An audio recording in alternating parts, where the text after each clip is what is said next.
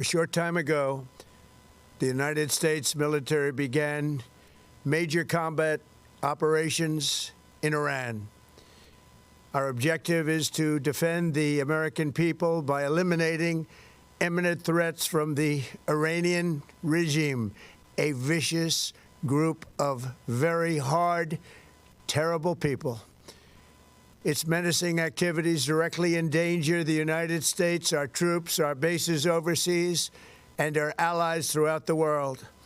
For 47 years, the Iranian regime has chanted death to America and waged an unending campaign of bloodshed and mass murder, targeting the United States, our troops, and the innocent people in many, many countries. Among the regime's very first acts was to back a violent takeover of the U.S. Embassy in Tehran, holding dozens of American hostages for 444 days.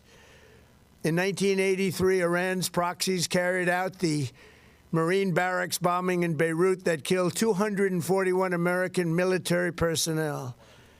In 2000, they knew and were probably involved with the attack on the USS Cole. Many died. Iranian forces killed and maimed hundreds of American service members in Iraq. The regime's proxies have continued to launch countless attacks against American forces stationed in the Middle East in recent years, as well as U.S. naval and commercial vessels in international shipping lanes. It's been mass terror, and we're not going to put up with it any longer. From Lebanon to Yemen and Syria to Iraq, the regime has armed, trained, and funded terrorist militias that have soaked the earth with blood and guts. And it was Iran's proxy, Hamas, that launched the monstrous October 7th attacks on Israel, slaughtering more than 1,000 innocent people, including 46 Americans, while taking 12 of our citizens hostage. It was brutal, something like the world has never seen before. Iran is the world's #1 state sponsor of terror and just recently killed tens of thousands of its own citizens on the street as they protested. It has always been the policy of the United States, in particular, my administration, that this terrorist regime can never have a nuclear weapon. I'll say it again, they can never have a nuclear weapon. That is why in Operation Midnight Hammer last June, we obliterated the regime's nuclear program at Fordow, Natanz, and Isfahan. After that attack, we warned them never to resume their malicious pursuit of nuclear weapons, and we sought repeatedly to make a deal. We tried. They wanted to do it. They didn't want to do it. Again, they wanted to do it. They didn't want to do it. They didn't know what was happening. They just wanted to practice evil. But Iran refused, just as it has for decades and decades. They've rejected every opportunity to renounce their nuclear ambitions, and we can't take it anymore. Instead, they attempted to rebuild their nuclear program and to continue developing long-range missiles that can now threaten our very good friends and allies in Europe, our troops stationed overseas, and could soon reach the American homeland. Just imagine how emboldened this regime would be if they ever had and actually were armed with nuclear weapons as a means to deliver their message. For these reasons, the United States military is undertaking a massive and ongoing operation to prevent this very wicked, radical dictatorship from threatening America and our core national security interests. We are going to destroy their missiles and raise their missile industry to the ground. It will be totally, again, obliterated.